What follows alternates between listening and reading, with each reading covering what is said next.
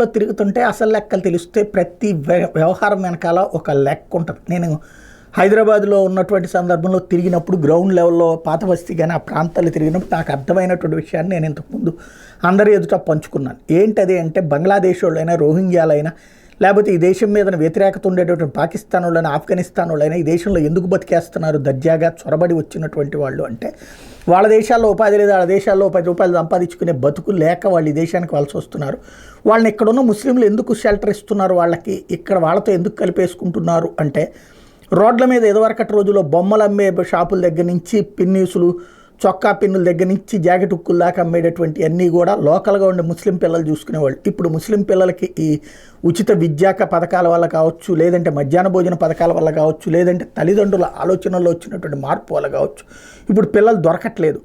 దాంతో ఇట్లాంటి పనులు చేయడానికి ఈ ఇతర దేశాల నుండి వచ్చిన వాళ్ళకి ఇదివరకు వాళ్ళకి ఎంత ఇచ్చేవాళ్ళు, ₹20 ₹30 ఇచ్చేవాళ్ళు రోజు. ఇప్పుడు 50 60 ఇస్తే కనుక ఈ బంగ్లాదేశ్ నుంచి వచ్చినటువంటి వాడికి లేకపోతే ఈ రోహింగ్యాలకి ఈజీగా బతికేస్తారు. వాళ్ళు కొన్ని రోజుల పాటు అక్కడ ఉన్నాక వాడి పనితీరు నచ్చితే వాళ్ళ ఆడబిడ్డల్ని ఇచ్చి పెళ్లి చేస్తున్నారు. ఆ తర్వాత వాడు అల్లుడవుతున్నాడు. వాడు అల్లుడు అయ్యాడు కాబట్టి ఆ బంగ్లాదేశ్లో వాళ్ళ కుటుంబం అంతా వీళ్ళతో మిత్రత్వ కుటుంబం అయిపోతుంది. అట్లా పెరిగిపోయినాయి. ఇప్పటికి కనీసం 30-40% కుటుంబాలు ఇట్లా తయారై ఉన్నాయి. కాబట్టి ఇవాళ రోజున బంగ్లాదేశ్ వ్యవహారంలో రేపు పొద్దున్న తేడా వస్తే మన మీదనే తిరగబడే ప్రమాదం ఉంటుందని ప్రస్తావించాను.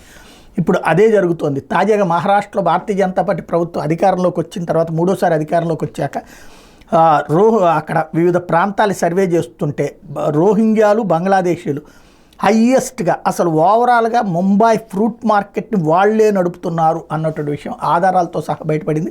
అక్కడ వెండర్స్ని మీరు ఎక్కడి నుంచి వచ్చారని ఎవరిని అడిగినా సరే బంగ్లాదేశ్ నుంచి వచ్చాం లేకపోతే బర్మా నుంచి వచ్చామని చెప్తున్నారు. దీన్ని బట్టి ఈ పరిస్థితిని పరిష్కరించగలమా మనం? వాళ్ళెవరికి ఈ దేశం పట్ల భక్తే ఉండదు.